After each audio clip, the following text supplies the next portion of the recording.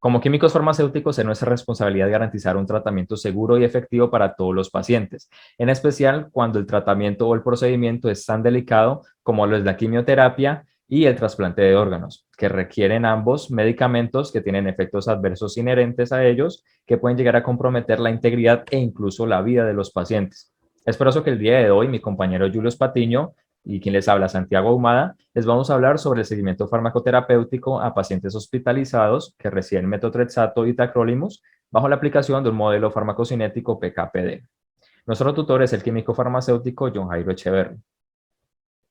Seguimos esta tabla de contenido y vamos a empezar con un breve resumen de lo que es nuestro proyecto. Como ya venía mencionando, el metotrexato y el tacrolimus son dos medicamentos que se utilizan mucho, tanto en clínicas y hospitales, y en estado de hospitalización o en cuidados de unidades de cuidados intensivos. Es por eso que estos medicamentos se tienen que monitorizar tanto porque presentan algunos efectos adversos que pueden llegar a ser perjudiciales para los pacientes y pueden llegar a hacer que su estadía en cuidados intensivos o en hospitalización se prolongue.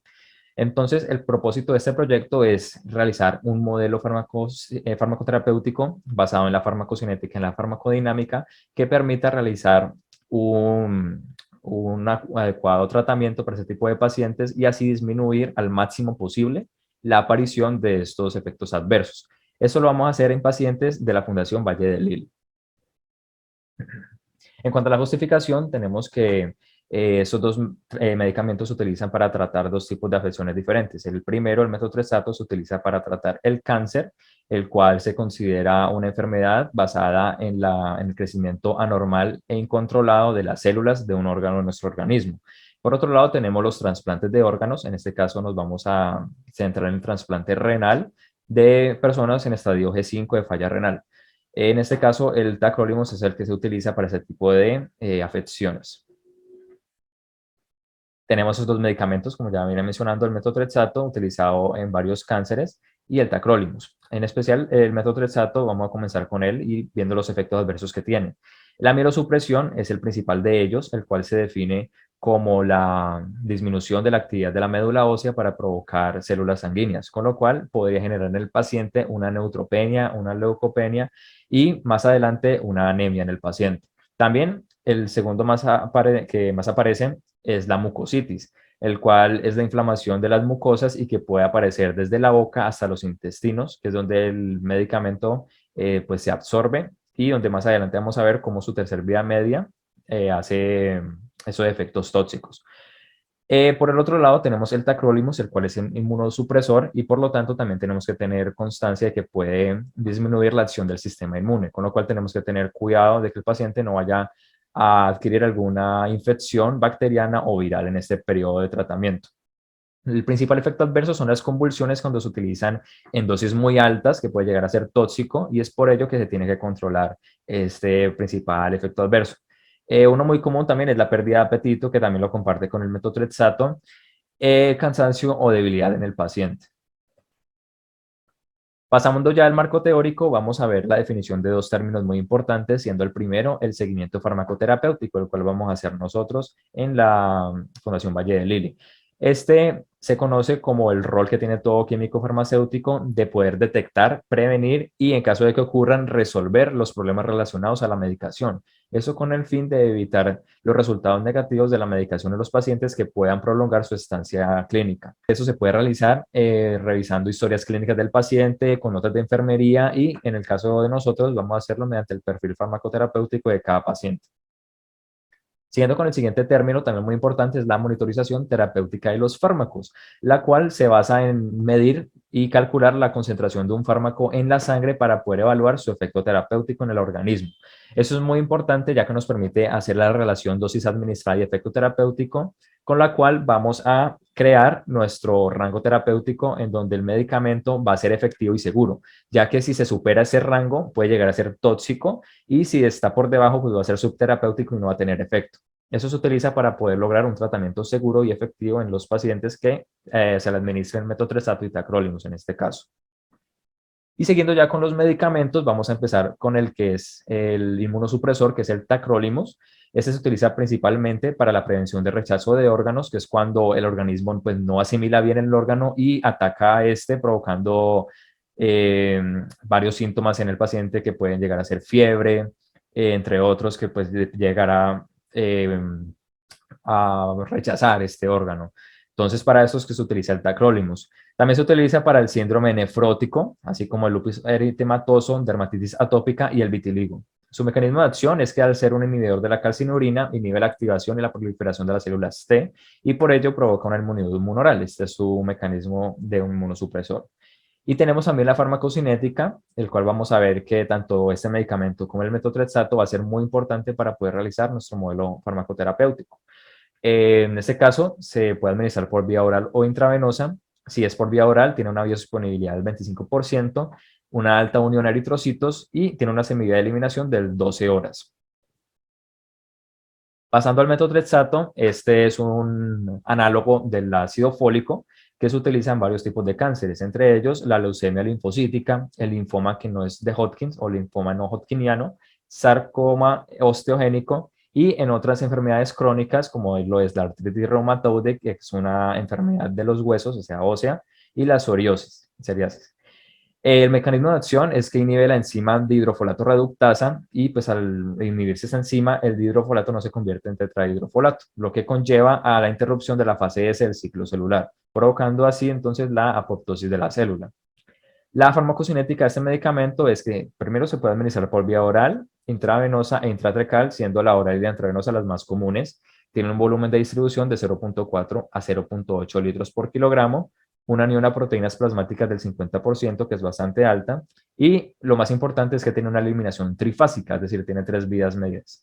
La primera de 0.75 a las 0.75 horas después de administrado, la segunda de 2 a 3.4 horas y la última de 10.4 horas después de la administración del medicamento. Esta última es la que se va a monitorizar ya que es la que se le atañen los problemas relacionados a la medicación, es decir, los efectos adversos como la mucositis.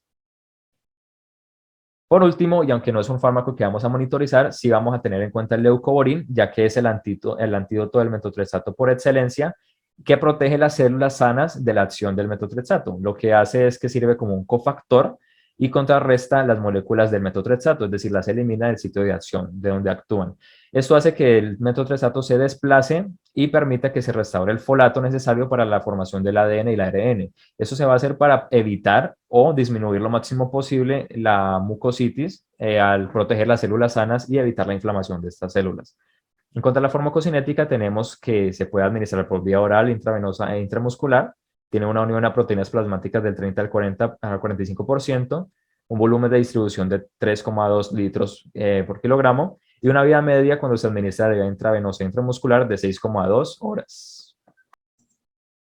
Continuando con el estado del arte, hablaremos del modelo farmacocinético y farmacodinámico que ha sido utilizado con el objetivo de calcular las dosis de los medicamentos, bueno, de diferentes medicamentos como puede ser el fentanilo, tubocularina, entre otros, en pacientes de diferente edad, peso, sexo, rasgos genéticos y rasgos morfológicos. Entonces, bueno, gracias a este modelo ha sido posible ajustar las concentraciones plasmáticas, así como también la fase de distribución inicial de un fármaco una vez ingresa al organismo.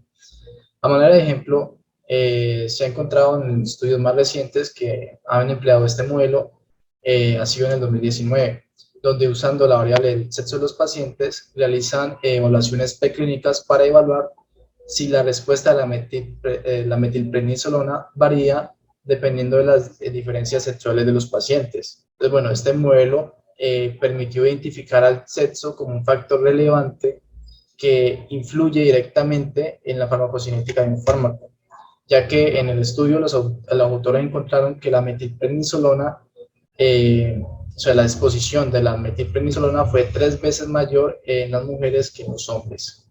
Así que bueno, bueno, disculpa, el objetivo general de nuestro proyecto será diseñar el seguimiento farmacocinético de los pacientes de la Fundación Valle de Lili que recibían tratamiento con metotrexato y tacrolimus empleando el modelo farmacocinético y farmacodinámico que hablamos anteriormente. Entonces, bueno, ¿cómo se logrará cumplir con este objetivo? Así que ya entrando a hablar de los específicos, primero se tendrá que caracterizar las condiciones y las características de los pacientes que reciben estos medicamentos en la fundación. Después se integrará el modelo farmacocinético y farmacodinámico en la población ya caracterizada para calcular así las concentraciones efectivas de metrotexato y tacrolimus, y finalmente se realizará la valoración de la efectividad de las concentraciones de metrotexato y tacrolimus a partir de los eventos adversos relacionados al uso de estos fármacos en pacientes oncológicos. Entonces, todo esto se logrará, cada objetivo, siguiendo esta metodología, donde previamente con la autorización del Comité Institucional de Ética de la Fundación Valle Lili, se realizará una revisión bibliográfica en una elaboración del protocolo de análisis de historias clínicas, y también se contará con la capacitación en buenas prácticas clínicas y la plataforma SAP utilizada en la Fundación. Posteriormente se realizará la selección de pacientes que cumplan con los criterios de inclusión.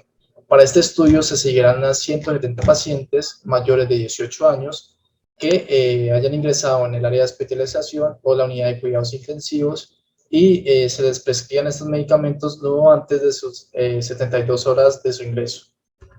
Y bueno, entonces se recolectará los datos clínicos a través de la plataforma del software SAP, y posteriormente, ya una vez recolectados los datos, se tomarán las muestras sanguíneas para cada uno de los pacientes en los tiempos programados, y así aplicar el modelo farmacocinético y farmacodinámico. Entonces, bueno, esto se realizará a partir de un modelo para monitorizar los niveles séricos de metrotexato y tacrolimus, y posteriormente se cuantificarán estos dos medicamentos a las 24, 42 y 72 horas posteriores a su administración por parte del laboratorio clínico de la Fundación Valle de Lili. Finalmente, bueno, en esta última etapa se realizará la identificación de las reacciones adversas asociadas a los medicamentos y la categorización de las RAMs mediante el algoritmo de Karsh, para finalmente hacer un análisis estadístico de esos datos recolectados empleando Minitab u otros software estadísticos. Esto para determinar así la incidencia de estos eventos adversos en los pacientes de hospitalización o unidad de cuidados intensivos. Ya se espera que con el estudio pues describir el modelo farmacocinético y farmacodinámico que mostrará un manejo más personalizado de los pacientes, y que se espera en un futuro que el modelo sea un modelo de seguimiento de pacientes intrahospitalario utilizando la farmacología clínica. Entonces, bueno, con lo anterior, esperamos que en un futuro este sea empleado para brindar un tratamiento farmacológico más seguro y efectivo que busca la reducción considerable de los efectos adversos. Entonces, bueno, estas son las referencias utilizadas para nuestro anteproyecto, y tengo nada más que decirles que muchas gracias.